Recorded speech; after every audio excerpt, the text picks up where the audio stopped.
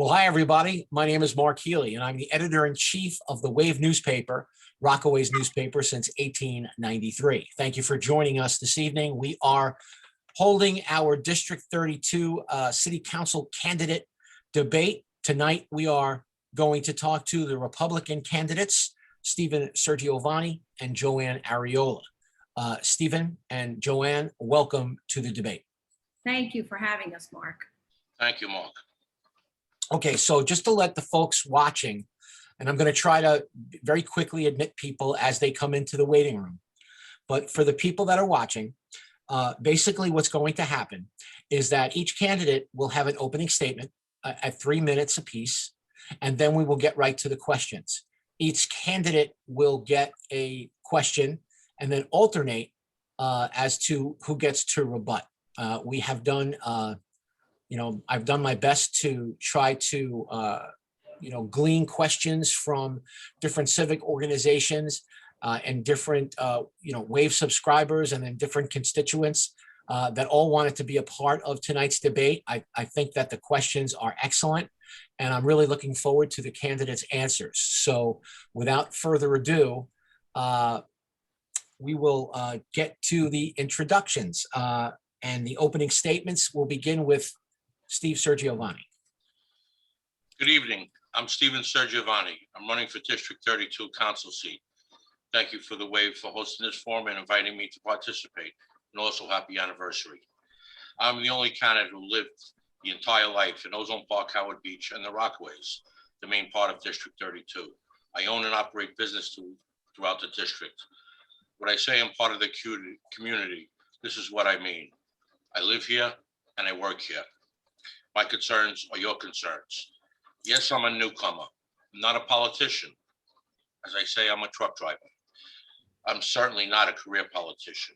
I decided that the last 30 years of my life to helping people through my work in Kiwanis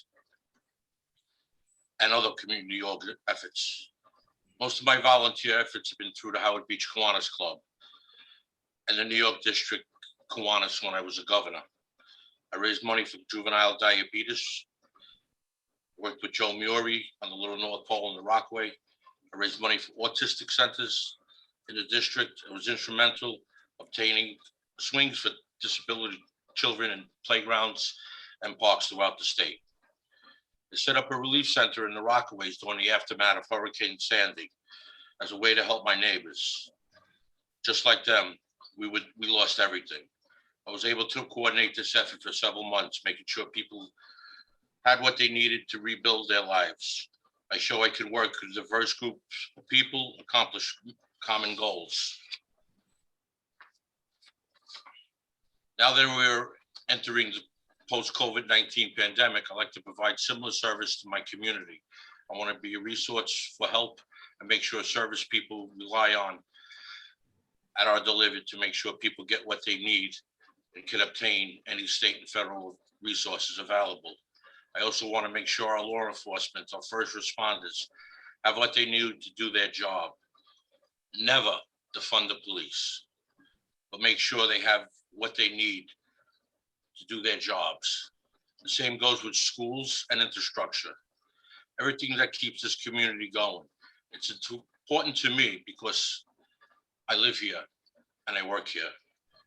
I didn't enter this race lightly. I've been considered this run for the seat for quite a while. Once I decided to run, it's been a long haul for a newcomer.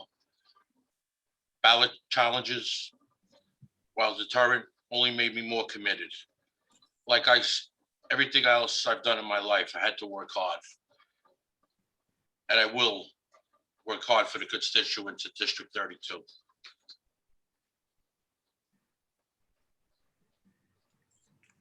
Okay, Joann. I want to also thank you, Mark, for hosting this event and this debate, and also wish you a very happy anniversary. The Wave has been a mainstay on the Rockaway Peninsula for so many years. So as Mark said, my name is Joann Ariola, and I'm running to represent my home district 32 in the New York City Council. It's been a terribly challenging year for all New Yorkers. but it's time that we push forward through this pandemic, look towards brighter days, and make our communities stronger. We can only do that together. I've been living and leading in this district for decades. I am the president of the Howard Beach Lindenwood Civic. I am a member of Community Board 10. I have worked for 2 mayors, one who brought this city back from the brink of destruction, another who kept it clean and safe and made sure that this city thrived financially. I've worked for the New York City Council. I was born in Ozone Park, raised in Howard Beach, and I was educated on the Rockaway Peninsula. I'm a Stella girl, so I want to give a shout out to all my Stella sisters out there. I have had a relationship with the NYPD for over 30 years. I have built relationships with the NYPD and the youth of the community and community residents and to community civic associations for that entire time. In my capacity as a I work in the healthcare industry. I also work for as a community outreach person who does intergovernmental. Every part of my job, whether it was personal, private, professional, was community outreach and putting people together and building bridges. I am most importantly a mother, a grandmother, and a wife. I live in this district. I know what this district needs, and I know what my neighbors want.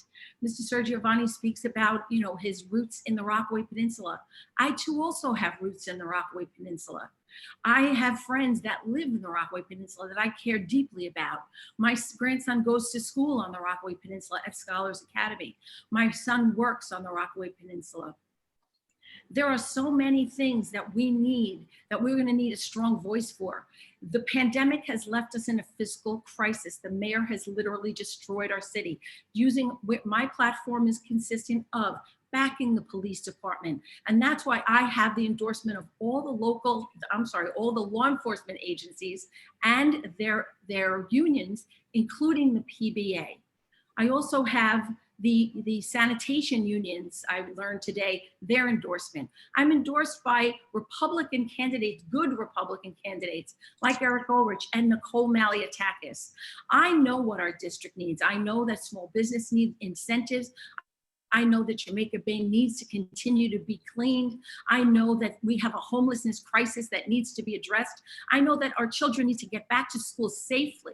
They need to stop remote learning and get back in the classroom where they can once again learn. I know that tenants and landlords need help. And I want to be there to be their voice. We are going to need a strong, experienced voice in City Hall to bring what we need back, to the dollars that we need back to our district. We cannot do that with someone who does not have the experience. I have the experience both locally and professionally with government and the relationships with elected officials throughout this entire district to make sure that we receive the funding that we need to get us the services and return our quality of life. Thank you. Thank you, Joann. Okay, the first question is directed to Steve. You will have 2 minutes to respond, and Joann, you will have 2 minutes to rebut. Question 1 comes from a web subscriber and a member of our advisory board. And the question, Steve, is this, and Joann, but the question is for Steve. If you win the election in November, you will be one of the very few Republicans in the city council. In order to deliver on your campaign promises, you will have to work across the aisle with an increasingly progressive set of peers, and most likely a Democratic mayoral administration. How will you be able to get things done on behalf of Rockaway and the district? Very good question. First of all, as you said, if either me or Joann wins the seat, will be one of a few Republican to be in the city council. I have had work for the betterment of my community and what's the common ground of people with Democrats already. I've worked with Eric Adams in doing anti-bullying walk over Brooklyn Bridge, because children get bullied all the time. To me, you have to do what you have to do for the community, and you have to work with the Democrats. I have my strong values that I believe that I will not bend on, but we need what we need in this community and to get to our constituents. Thank you. Okay. Joann? So that's very true. The Republicans in the New York City Council are part of the minority. But I think that when I get to the City Council, I can start what I call the common sense caucus, because there are not only we have Republicans, but there are also Democrats like Bob Holden who are very conservative, who we really could work with to get things done. In my capacity, in my professional business, in my professional life, working for a major hospital network and working for the mayor's office and civic associations, as well as for the City Council, I've had to work with every single elected official in this borough. It didn't matter what their enrollment was. It didn't matter if they were a Democrat or a conservative or a Republican.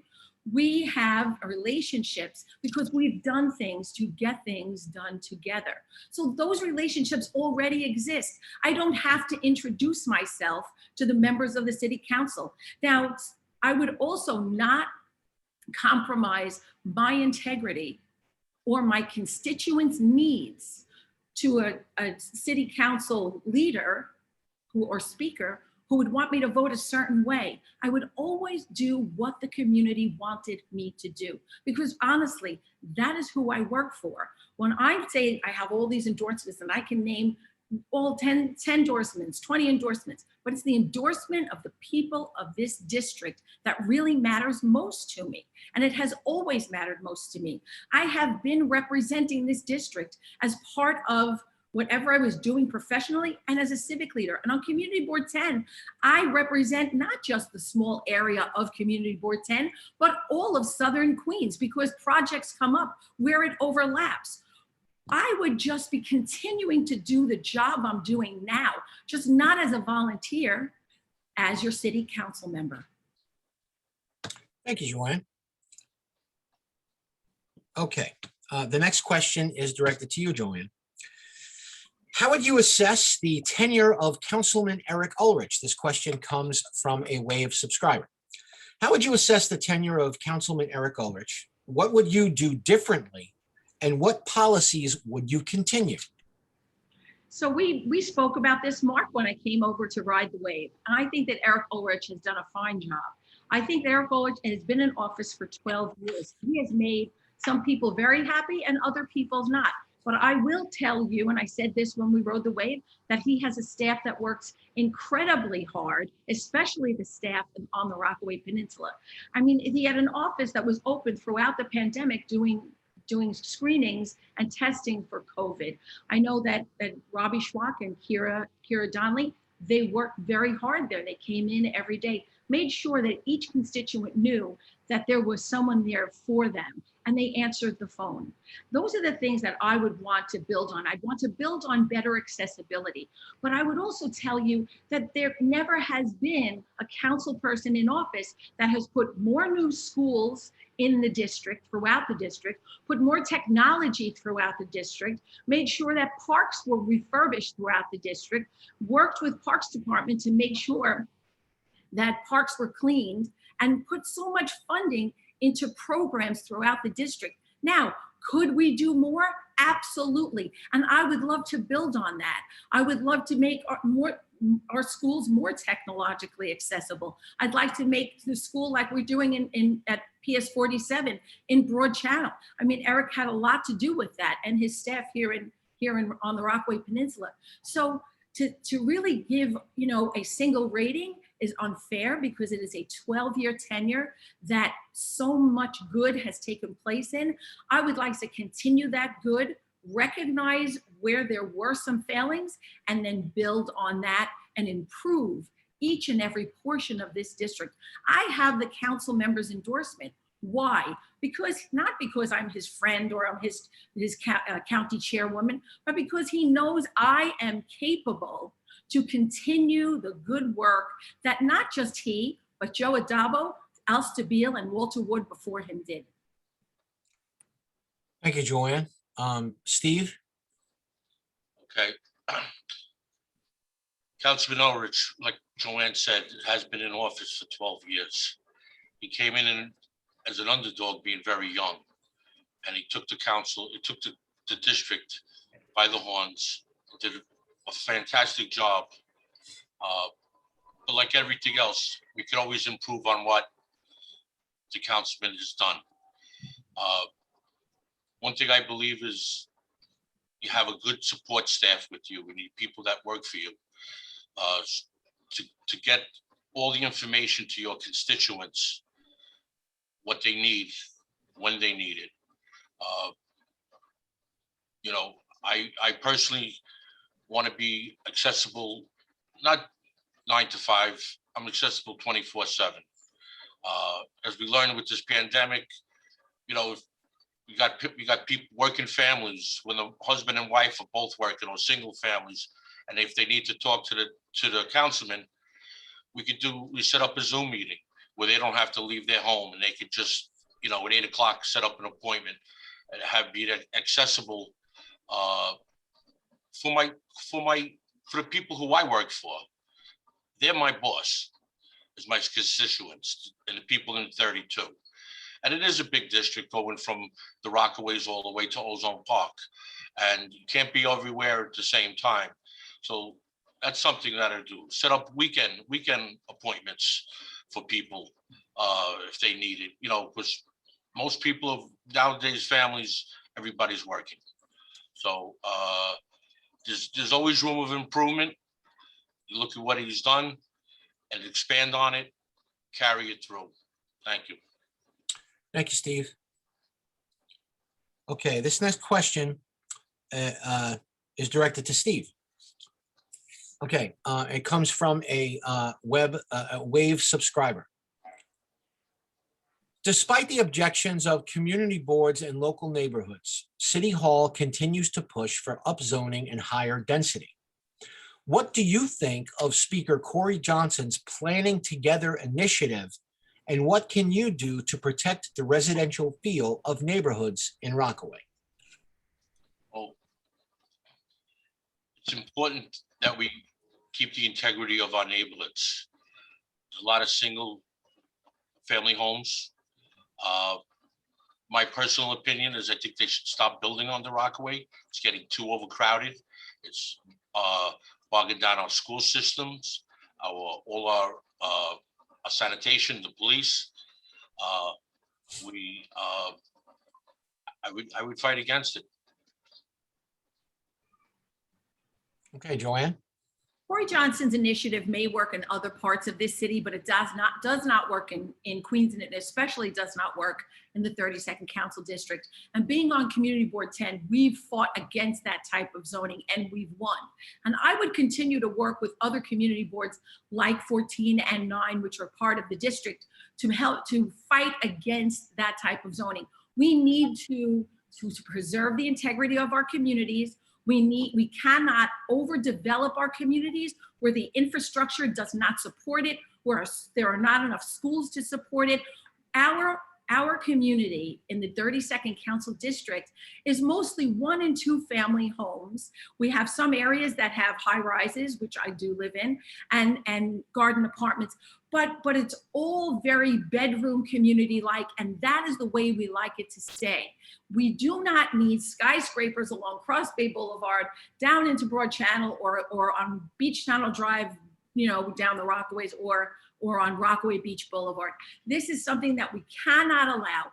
I would work so hard with community boards, community groups, civic associations, community activists, and make sure that the speaker, no matter who it is, Corey Johnson or anyone else, that we will not stand for that in the 32nd Council District. And that's where relationships come in and negotiating skills come in. You have to be able to negotiate. You can't go in, with a stick and hit. You better be able to negotiate for your community. And that's where I am uniquely qualified, because I have a relationship with the members of the city council that are remaining and those that are leaving. Unfortunately, some very good ones are leaving. But we must be able to say, not in our community, because our community doesn't want it. And that's what's been missing all along, is community input in anything that's been happening. I go to the community meetings. I stay at the community meetings. I don't leave the community meetings. I listen and I hear. Thank you, Joanne. Okay, the next question is for you, Joanne, and it comes from a Wave subscriber. If you lose the primary, will you support your opponent? And if you win the primary, how will you win in November? Well, when I win the primary, I will win in November, because there is a very clear difference between myself and any of the Democratic primary challengers.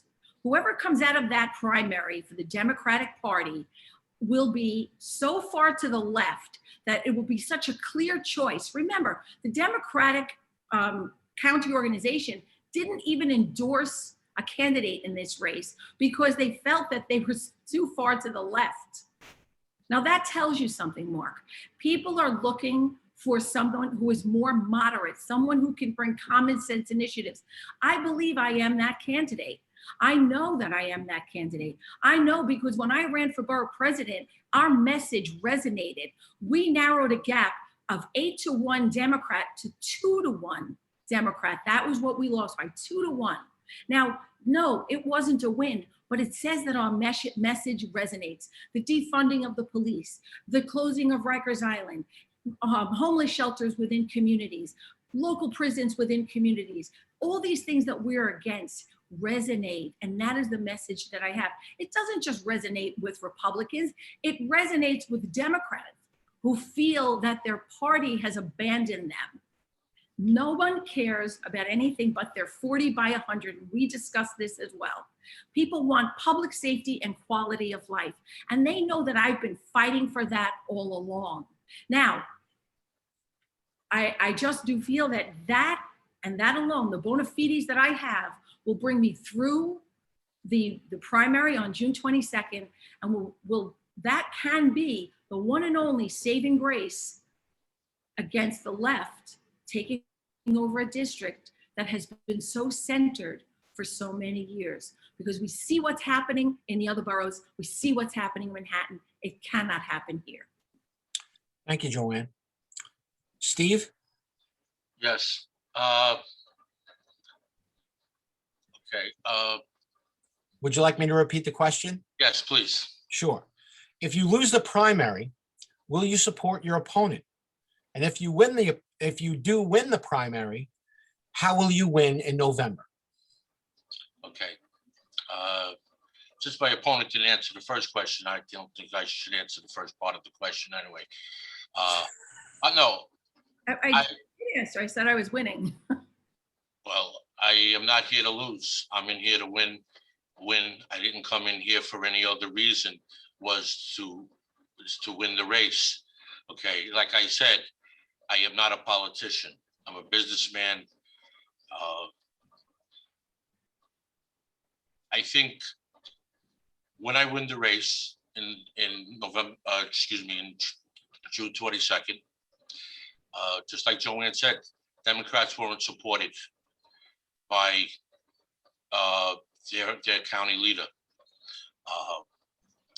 I will work hard. This is my what I've done my whole life is work hard. I do not profess to say I know everything. I know what the people need. That we need our public safety. We need better schooling systems. The children haven't been in school for almost a year and a half. You know what? Most of them are falling behind. We were just not having children in school. Parochial school did it fine. I think St. Helens only had to close 1 week because of something with the pandemic. Okay, work with our police department, fight for them. I have family members who retired because they got disgusted with the job, because they had a mayor and had a city council that did not support them, the majority of the city council. Okay, they turned around where the police can get sued now personally. Now you work your whole life and get it, and the city doesn't back you. You know, why would you want that kind of job? You got your 20 years in, you say, you know what, I'm out of here.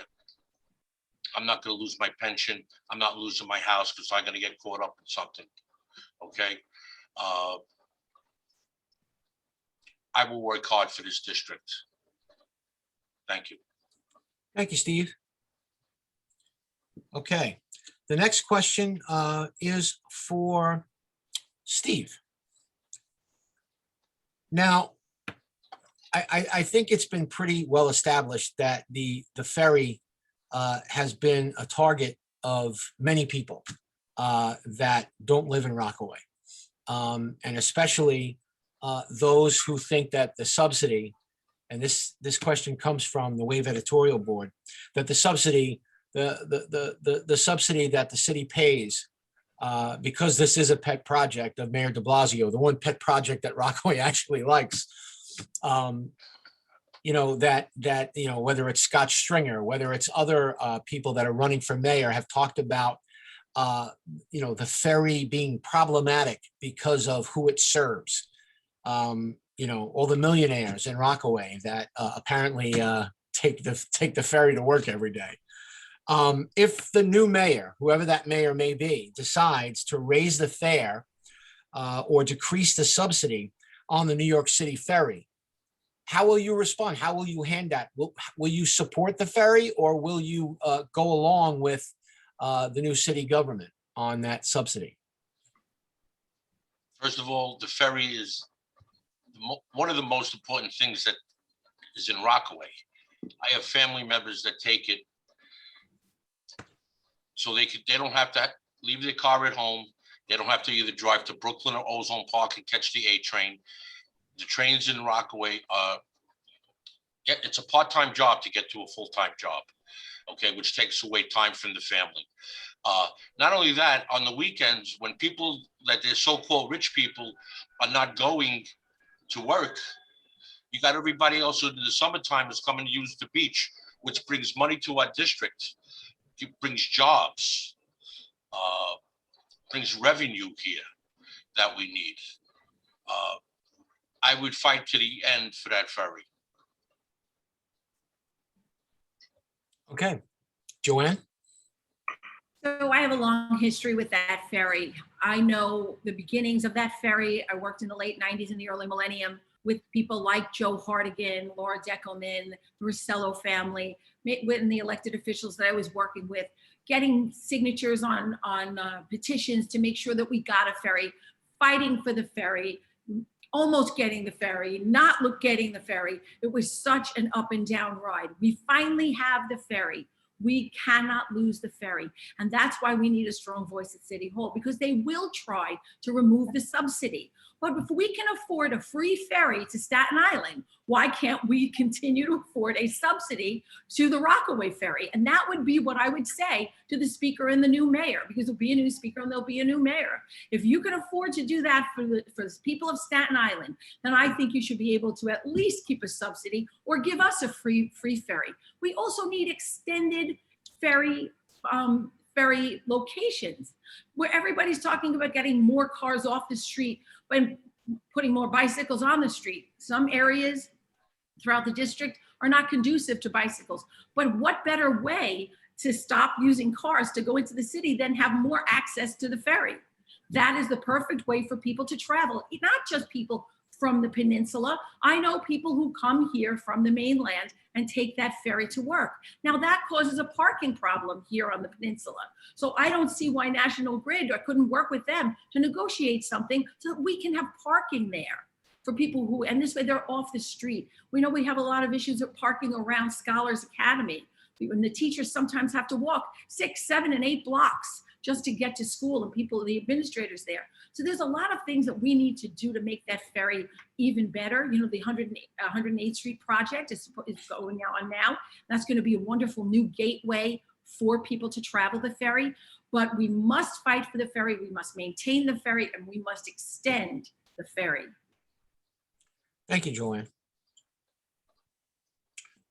Okay, this question is something that is become very apparent, especially of late. And it comes from the WAVE editorial board. Look, I think it's pretty obvious, Joanne, that the streets in Rockaway are abysmal. They're abysmal, no matter where you go in Rockaway. Even the repaved, Beach Channel Drive, it's only a section. There are parts of that of that strip. The freeway is horrible. I mean, you have to, it's like an obstacle course. Fixing the roads in Rockaway is so long overdue that it's become really I get complaints every day. People call the WAVE, every day. I need my tire fixed. Who do I complain to? As a city council member, we're going to expect that the person who represents District 32 can get to the DOT and say, hey, DOT, you got to fix our roads. So how will what's your plan to address, Joanne? What's your plan to get the DOT to come here and recognize that we have a summer in front of us? We lost last summer. How are we going to get through, another year with the roads in these conditions? What's your plan? Honestly, we can't get through another year with the roads in these conditions. And I believe that is why we need to have relationships with the DOT, right? We need to be able to say to the commissioner, listen, this is what needs to be done. I'm a city council member. I will provide you with the funding, the capital funding you need to get these roads paved, but I need you to make this a priority. Now remember, the city council is a legislative body, not an executive body, but I will tell you that if the person who is on this, who becomes the council member, and I know it will be myself, needs to be on the transportation committee and on the parks committee, because those are the two things that affect our district the most. And being on the transportation committee, I would have oversight over the DOT and say to whoever. Well, we happen to have a very good, deputy commissioner right now. But if that person wasn't doing the job like the commissioner before Nicole, then that person, I would have oversight to say, you're not doing your job. We need to replace you. And that would be with any administrator, commissioner for any of the different agencies that didn't want to work with us, especially when funding is being provided. Now, I've lost a tire under the freeway too. And so I feel the pain. I've ridden the bumpy road along Rockaway Beach Boulevard and Beach Channel Drive. So I agree with you. It would be a top priority for me as a city council member to make sure that the infrastructure on the Rockaway Peninsula is revitalized. We need a tremendous amount of work done. I know we're getting, at Beach 116th Street, we have some sewers going in and there's some curbing and there's some paving. It's not enough. It has to go from one end of the district to the other. And I would fight very hard. And if I did not achieve the results, then I would hold the commissioner of the DOT in Queens County accountable for that. And I think that's what's lacking too. The lack of accountability for the mayor has and their commissioners that serve under him. Thank you, Joanne. Steve? Very true. The roads are horrible here. They started right after Sandy. They did a great job of rebuilding the boardwalk. Okay, they did nothing for the streets.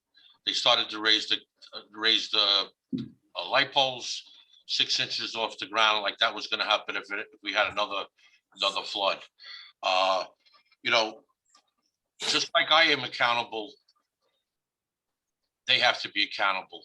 That these streets, other areas, the streets here have not been fixed many years. Okay, they need to be fixed. I would put the gun to them and say, listen, look at these streets. Look what they look like. To growing in the Rockaway,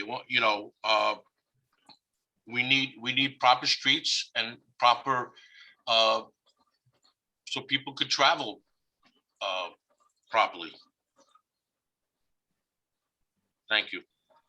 Okay, Steve, thank you. All right, so the next question is from me. I worked very hard on this question, so I expect a really good answer from both of you. And I worked on it I worked on it for a while because I feel that, unfortunately, we are at a crossroads, you know, as a city, as a community, as a country. And, you know, I love Rockaway. I've said it many times. I've been here 7 years as the editor of The Wave, and it means very much to me. I love this place. In fact, I just did a video for someone promoting their business in Rockaway, and they asked me, you know, do I love the job? And I do, you know, and part of it, and a big part of it, is the people. And in a community where despising the mayor, especially this mayor, and politics overall is a professional sport, how can you, as a candidate, and this question's for Steve, and obviously Joann's going to answer, how can you elevate the process so that your constituents will abandon apathy and start to trust the process once again? Remember, legislative service is one of democracy's worthiest pursuits. Serving in the city council deserves your time, your attention, and your dedication. To work well, the government requires a bond of trust between citizens and their government and their representatives.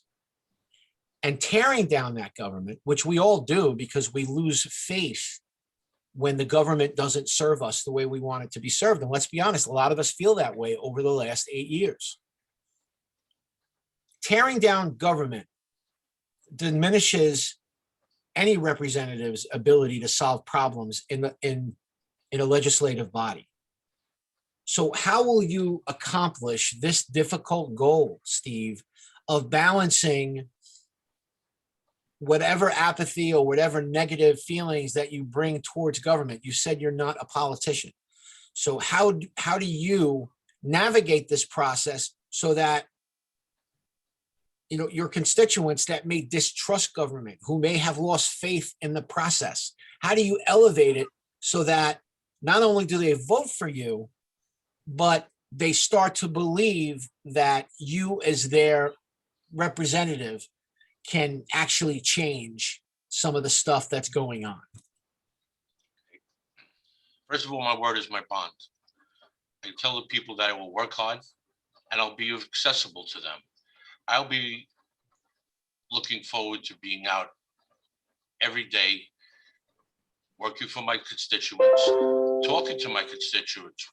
I'm going around and getting signatures and listening to people, asking them what they needed, what are their needs as a constituent for where they live. And they gave me a laundry list of them. And I will work hard. I will work tireless to gain their trust. Because like I said, I'm their boss. They're my boss.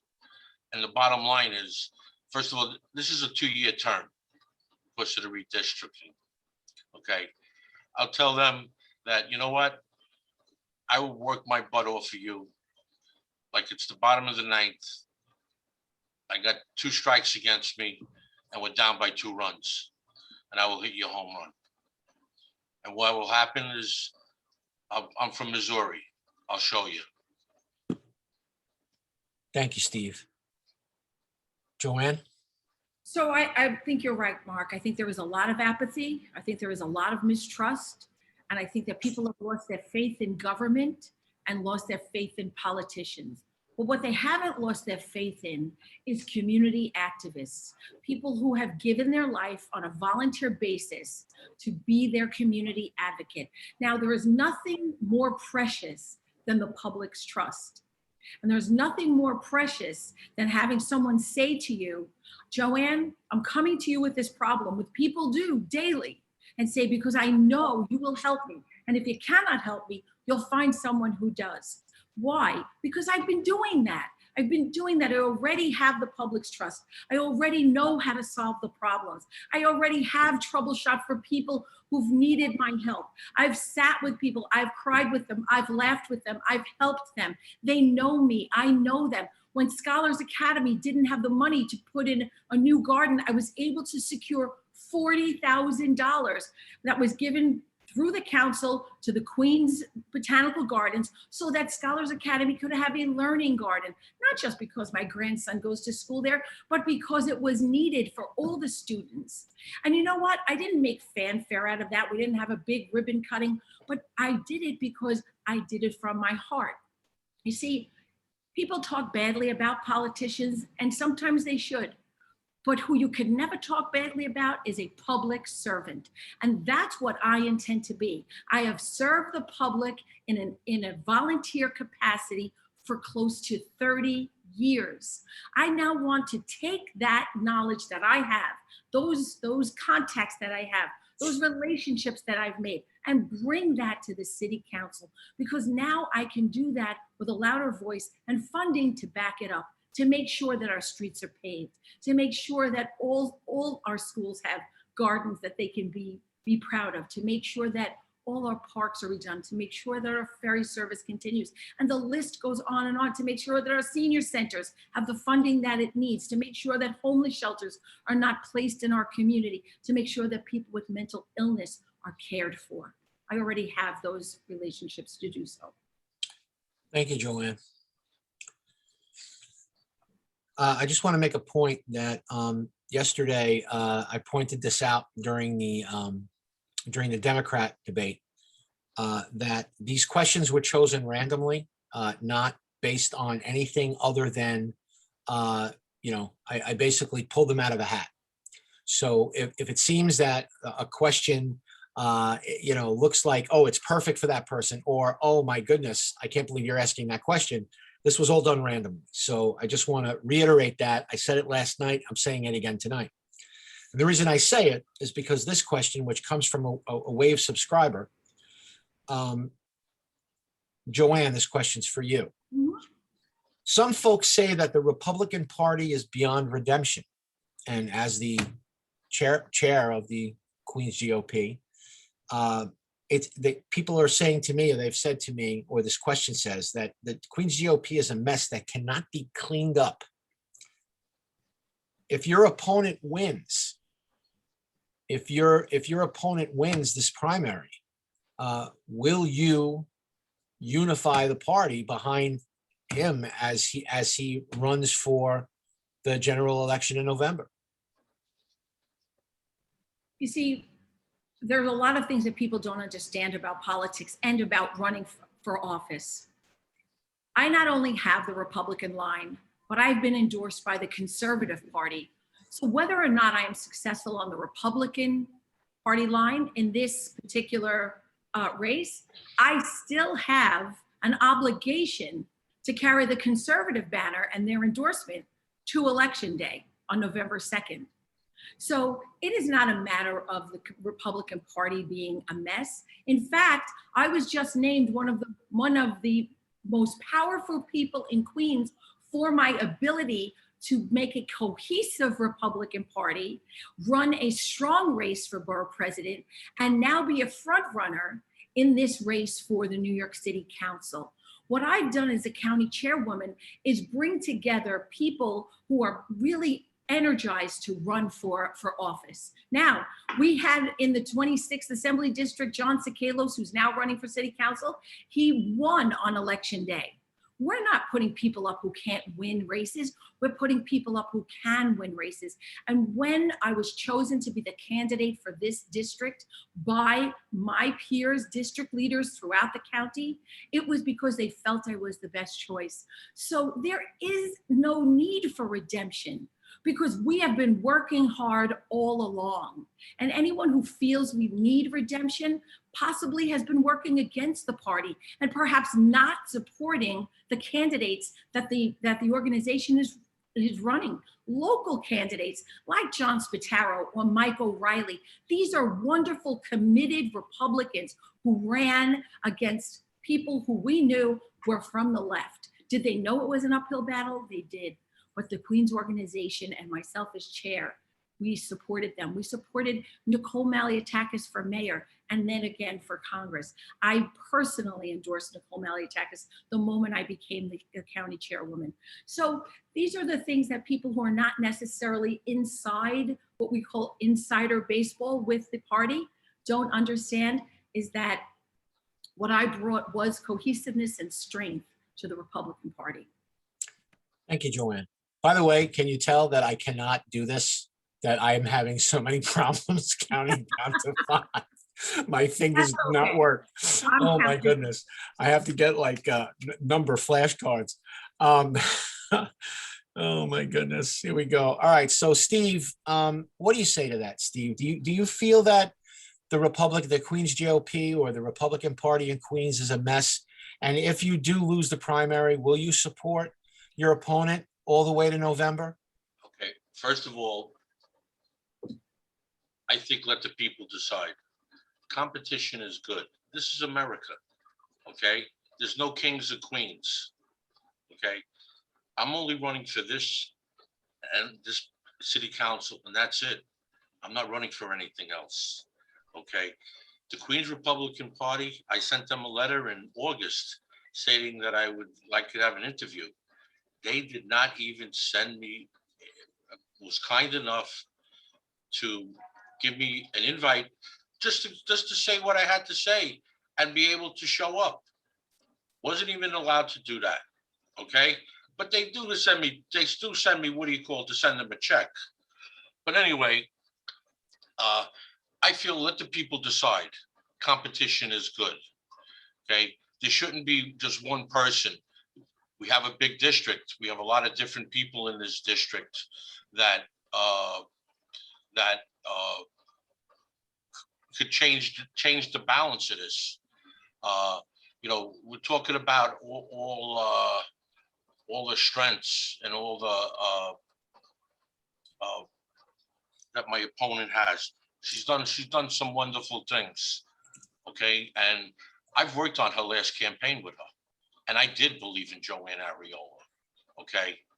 And matter of fact, I told her my intentions way back when that I was what I was going to run, okay? And I didn't even get the common courtesy from the Republican Party just for an interview, even if they hadn't picked. Even if they picked Joann and say that she's the one, I wasn't even invited to. Okay, I am a Republican, and the last time I look in America, you get the signatures, get on the ballot. They fought me on my petitions. I won in an appellate court. I was called a con man, which I take very personally. Okay. Is that going to want to draw people to the Republican Party? No. It's going to push them away. I got tough skin. You can call me a lot of different things. Okay. And that's why I'm running, because I care for my community. And I will take the bullets and take the shots. Thank you. Thank you, Steve. Okay. Question number 9 comes from the Wave editorial board. And this is for Steve. Steve, the most effective elected official in recent memory in Rockaway was former Assemblyman Phil Goldfeder. Full disclosure, I am friendly with Phil Goldfeder. And so, when I selected this question, I know that people, as soon as I say it, will be like, well, of course he says that because he's friends with Phil. But, as people know, I'm a very hard marker. Okay. So you could be my friend. It doesn't mean you're any good. It doesn't mean you're good at it. It doesn't mean you're good at something. But I've always felt, and I tell people all the time that Phil was respected by both Democrats and Republicans. He was able to work in a bipartisan fashion to accomplish his goals. I had people tell me when I came to Rockaway for the first time, staunch conservatives tell me, you know what, this guy's a Democrat, but I respect what he does for this community. That's high praise from this particular conservative that I'm talking about.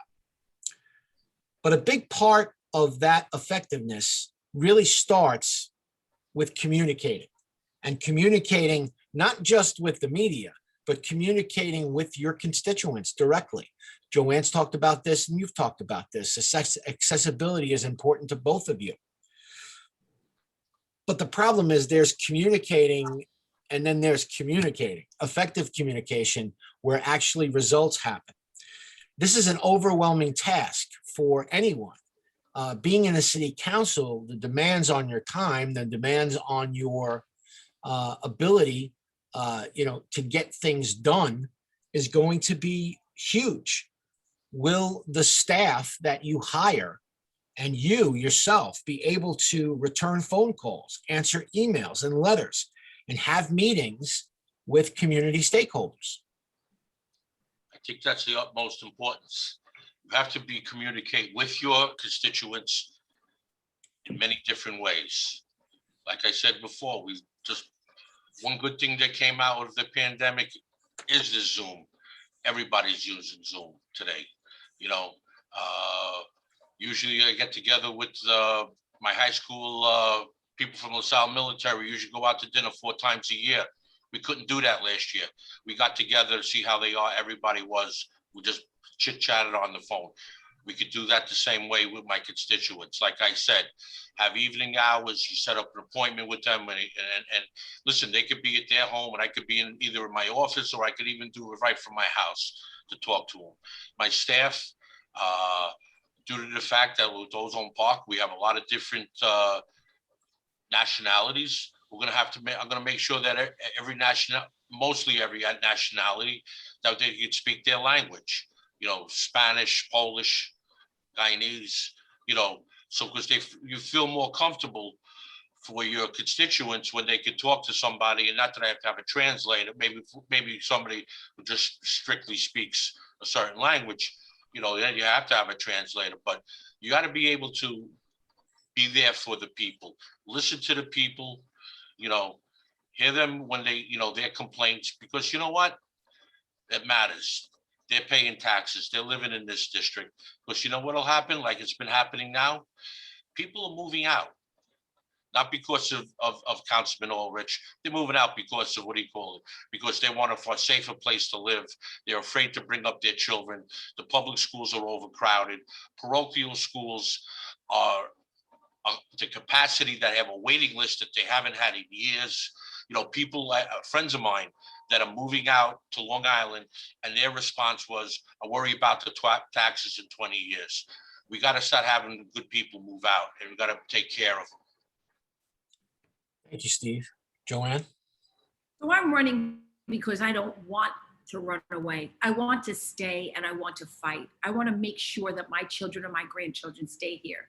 And I think, and I'm a firm believer in, if it ain't broke, don't fix it. What we have here in the Rockaways in Councilmember Ulrich's office with Robbie and Kira is absolutely the best type of representation that an elected official can have. They are accessible, nonstop. They're in the office, like I said, through a pandemic. They are 2 people, and I don't know that they'd want to stay, but they were 2 people that I would want to stay because they really do know how to represent this community on the Rockaway Peninsula, as well as the rest of the district. What people don't understand is that a city council member, right, works every day, right? Even though it's considered a part-time job, there are meetings held every day, and sometimes 4 and 5 meetings a day in City Hall. And then when you first come home, you're starting to go to meetings at night. So you need to have a commitment that this job comes first. Now, I've always had that commitment. My husband, who we call St. John, we've talked about that, Mark, he knows that even in my civic life, the people who live in the community really do come first with me. My accessibility, their ability to call me at any hour of the day or night, the people who are on the board of my civic association that I work so closely with that I don't know what I would do without, is the same as working with staff in your elected officials' offices. You have to find people who are as invested in the community as you are. Kira and Robbie are invested here in the community. They live here, they raise their families here, their children go to school here.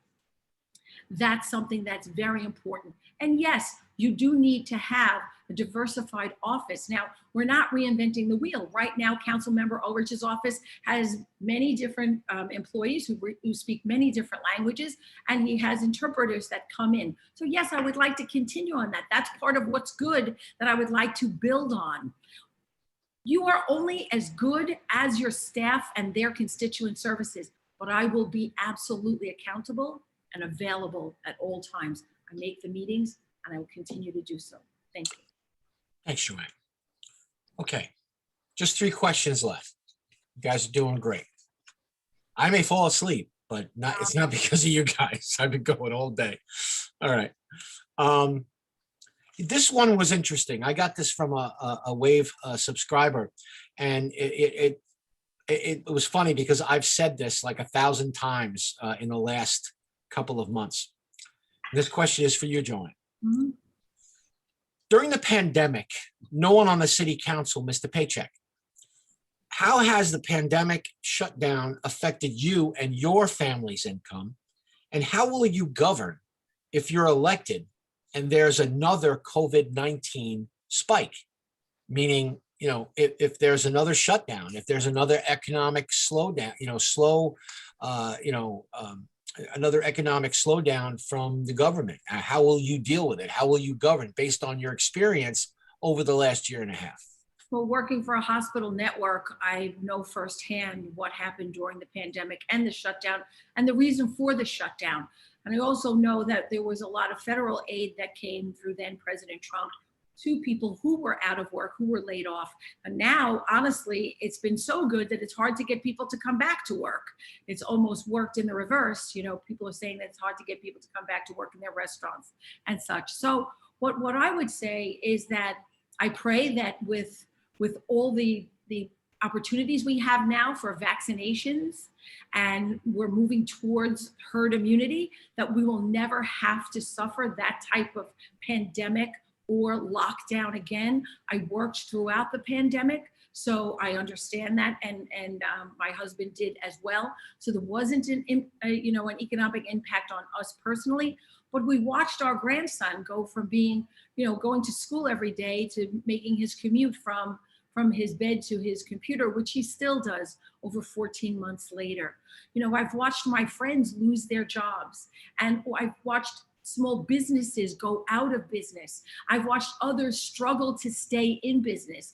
That's why if God forbid we have another phase, and when I'm the city council member, I will work for grants and incentives to keep our businesses open, to make sure that they're able to survive, to make sure that people who've lost their job have opportunities to work elsewhere. There's nothing better you can do than to help someone get a job and be able to keep a roof over their head.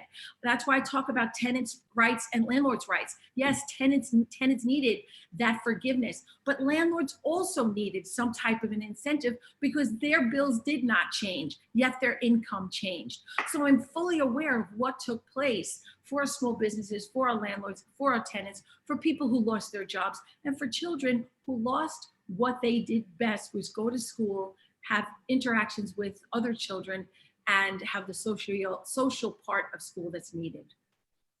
Thank you, Joann. Steve? Yes. Okay.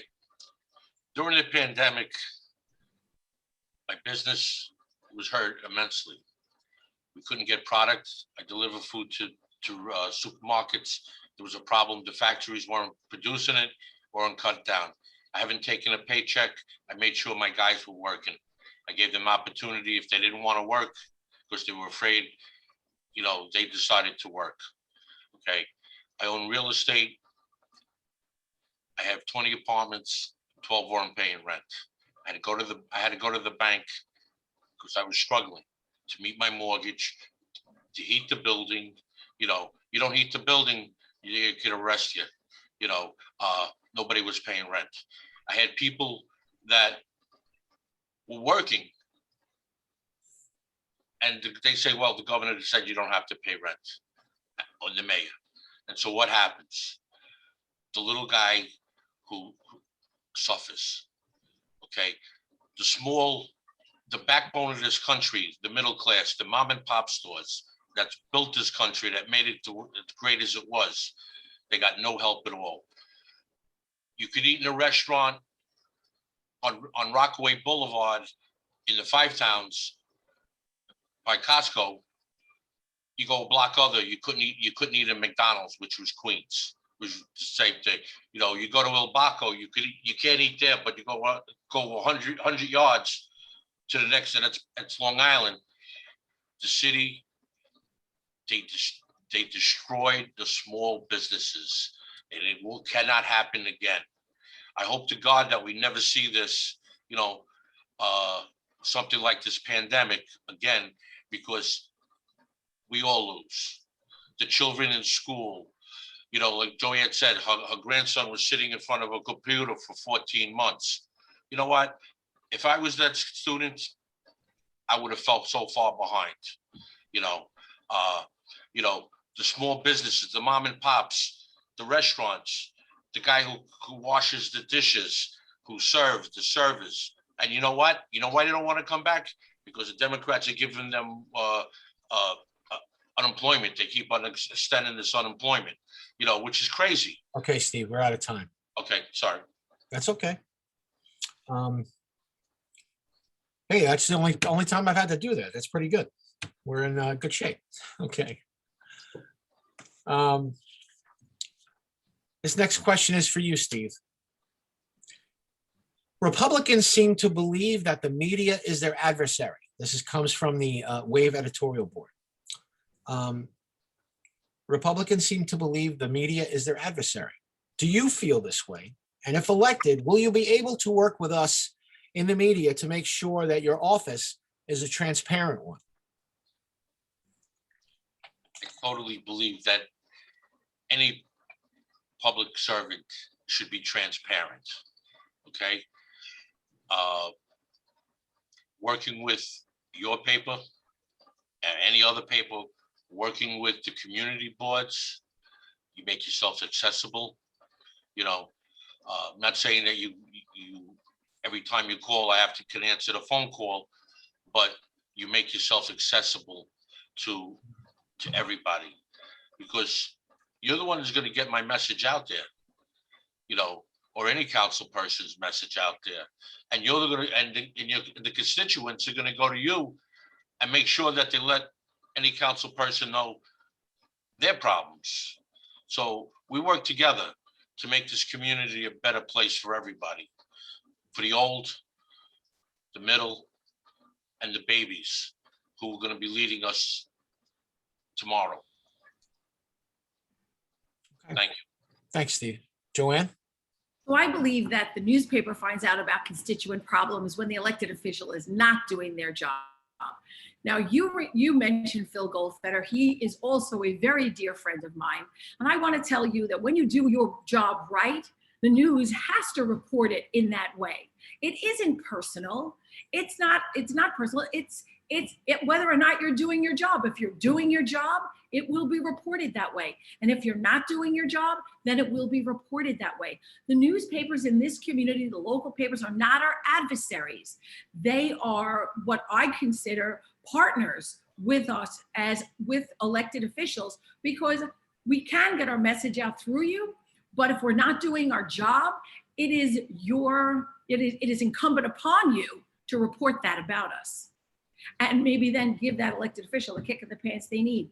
But when you're doing your job, you don't have to worry about the news reporting it wrong, because you know you're doing it right. And even if it does get a little bit skewed, the people that you're helping and your constituents know you're doing it right, and they're the ones that vote for you. And that's how I will run the office, helping constituents, making sure that each constituent is helped, making sure that the staff that I hire is accountable to me, to be accountable to them, to make sure that before they call the wave, that constituent will call Councilwoman Ariola and say, so-and-so has not gotten back to me, and I'll take care of it myself. That's how I've done it all along. I've always been hands-on, no matter what capacity I've been working in. I've always been accessible, and I've always tried to do my best. I want to be able at the end of the day to say, I sacrificed, my family has sacrificed their time with me. And the way I justify that is It's because I'm doing my best for other people, and it in turn helps them because they go to the schools, they ride on the same roads, if the light or the pothole in front of the house isn't fixed and they fall in it, it's still my fault. I might be their mom, their wife, or their grandmother, but it's still mine. You said it first, all politics is local, but nothing is more local than a New York City council seat, because everything that you see when you walk out your door tells you whether or not that council person is doing their job.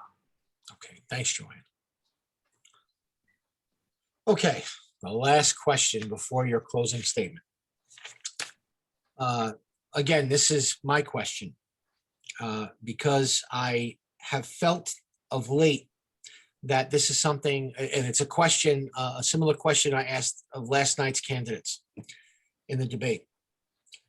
Although I had a little bit more fun with it based on our audience tonight. So 2 words, Rockaway drama.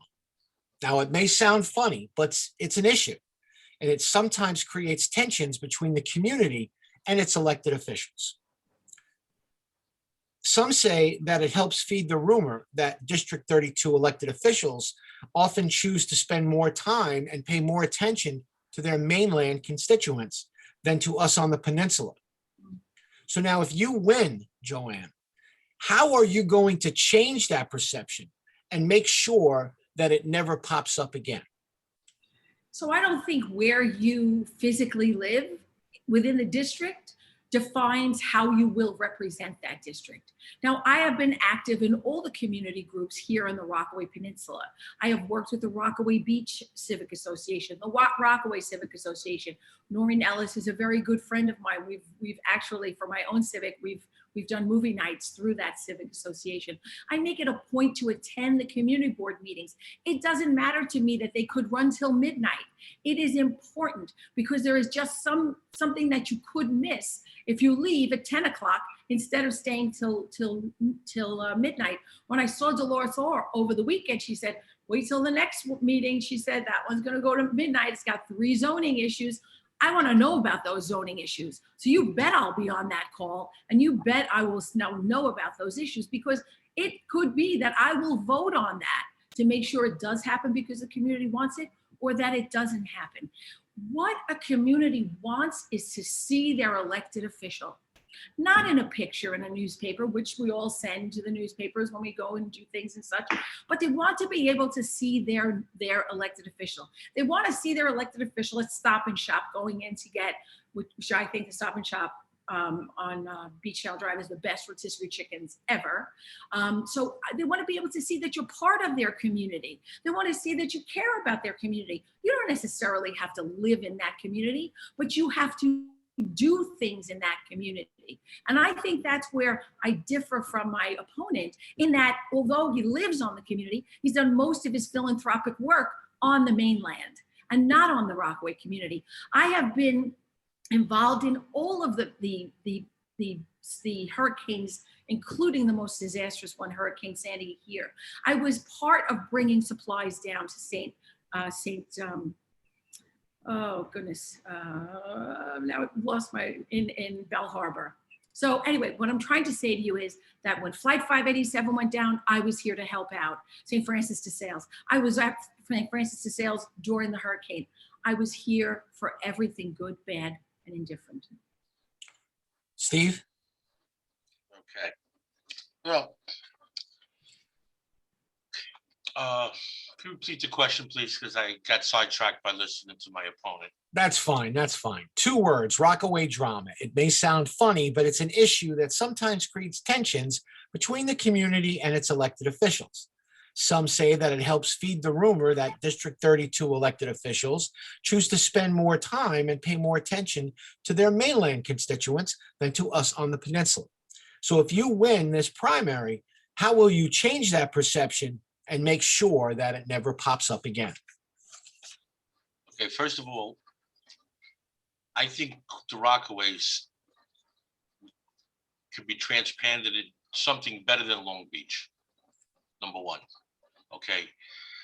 My opponent says I do nothing here in Rockaway. I set up a relief center that lasted for a month. We took over the Key Food parking lot, and we had, and it grew and grew. Okay, through my connections, with the help of Councilman Ulrich, who told me just take over the parking lot. It was a mess. Okay, we had a tractor trailer through somebody from Florida that sent up here. He asked me, "What do you need?" And I says, "I don't know." He says, "Don't worry, we went through it enough." And he sent me up a tractor trailer. We had so much stuff that we gave to Howard Beach, the Rockaways. We also brought some to Coney Island because it was too much. During Thanksgiving during Hurricane Sandy, I was the president of the Queens West Foundation in Kiwanis.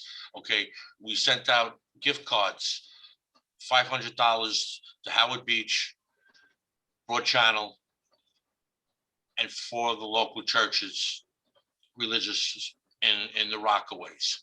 Okay, every year for the last 10, 15 years, I've been working with Joe Murray on the Little North Pole. When I was lieutenant governor and governor, I made it my own project in Kiwanis. We raised money for the Little North Pole. Okay, go there to help set up and break down that. So I coached my nephews, both nephews, in the Rockaway Little League for years, and I loved it. I loved working with kids, and I'm a big baseball fan, as you could see. So I think the Rockaways could turn around and be fantastic, and I'm a proponent to help rebuilding it. Thank you. Thank you, Steve. All right, before we get to the closing statements for each candidate, I want to thank both of you for your patience and for your honest and frank conversation and for your attention this evening. I know it's a long night, but I think that, as I said before, that no matter what the people that are watching this, the people who are part of this, that no matter who you vote for, make sure you vote, because this is a critical election. It's very important for Rockaway. It's very important for the city that we have the right people representing this community on the city council, in the state legislature, in all the different levels of government that are going to be determined on that June 22nd primary. That primary is super important and means, it sets up a whole nother several months of campaigning. I get it, but it also, is going to be really important to the future of this city. So at the end of the day, no matter who you vote for, please vote on June 22nd in the primary, and vote for the person that you think is going to do the best job. And again, thank you to both Joann and Steve for their patience and for their commitment tonight to being a part of this debate. you. Okay, we have time for closing statements.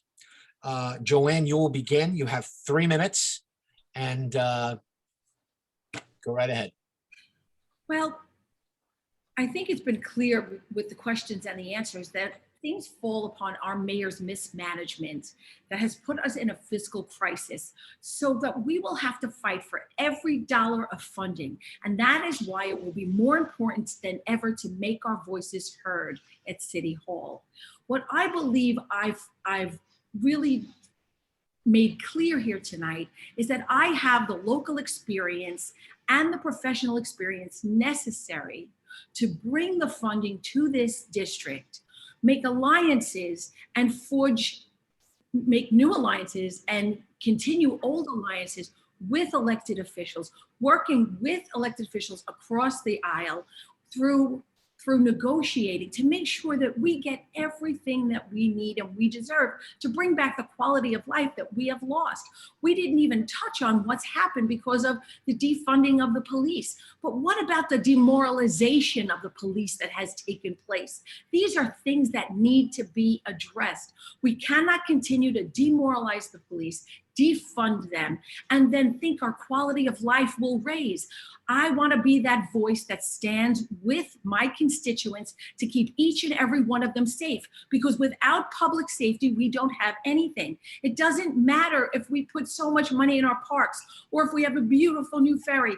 It doesn't matter if our schools are great. If we don't have public safety, we have none of that. And every time the city council votes, it demoralizes the NYPD just a little bit more, takes away more of their power. And we're seeing more and more quality of life issues that they are unable to attend to. Now, I know we didn't talk about reform, but you know what? There are more good cops out there than bad cops. And I really do support the NYPD. I will continue to do that. I support small businesses. I eat down in the Rockaways. I did a video from there just the other day saying, even though it's raining outside, we need to support our businesses, because you know what? The businesses took a hit this past weekend with all the rain, because they had everything in, all the food and the alcohol and the beverages and such, that they thought people would come in. So I made it a point to go to restaurants to make sure that people knew our restaurants were open and they were serving. They may not have been able to barbecue, but they could go. We need to make our small businesses sound again. They cannot continue to be cash machines. I believe in safety, but this new slowdown that's come all throughout the district's corridor, although it could bring safety, it comes along with more cameras, which is just a cash grab that the city of New York is just, taking money from people. And we have to stop that. No one is saying no. I have said no all along, and I will continue to say no for you. I want to be able to fight for you in City Hall. Join me. Help me be your advocate in City Hall. Help me be your voice. Thank you, Joanne. Steve? First, I'd like to thank you, Mark, the Wave, and for everybody that put those great questions together, took their time to send them in. Thank you. I am here to work for everybody, from the tip of Ozone Park to the tip of Breezy Point, back and forth. When they defunded the police, not only did they weaken the country, they weakened the state, they weakened the city, and demoralized the police force. That will not happen on my watch. I will fight to get it refunded, to bring back the special units that are taking the drugs, the guns off the street. I'm tired of looking in the paper every day and seeing a little girl who's playing in a park get shot, her father walking with her get shot, somebody who's on the train gets stabbed or gets pushed in a thing. That's disgusting. That's not my city. That's not where I was brought up into love. Okay, my father, when they migrated from Italy, they came to Ozone Park. Okay, God rest my father's soul. He's no longer with us. He died in this district. His children live in this district. His grandchildren, and now their great-grandchildren, are living in this district. Okay, I was afforded as a child to go out and play on the streets, and in the summer you had to be home for dinner. And then by 10 o'clock, by the time the sun comes down, you had to be home. You drive the streets in the city, in this district, nobody, it's a ghost town. The young people who, now that the city's starting to open up, I'd be afraid to have one of my children go to work in Manhattan because of the train. When I was a child, I would go to Met games. My father, 14, 15 years old, we get on the 8 train, we'd switch, we get onto the 7 to go see. Today, if I had a child 15 years old, I'd send him an Uber if I couldn't take him. I know times have changed, but you know what? It all starts and stops with public safety and our police department. Okay, I will be one that will be here to support our police, support my constituents, be available to my constituents, be open. I'd like to thank the Wave once again for this opportunity. Thank you very much. And also like to thank my opponent too. Thank you also, Steve. Look, I really think tonight was really successful. I think you both had the opportunity to put your platform forward. And I think that at the very least, I know the readers of the Wave and the folks that watch this debate will make an educated decision and vote for their favorite candidate. Good night, everybody. Safe home, and thanks again for being part of tonight's debate. Good night. Good night. Good night.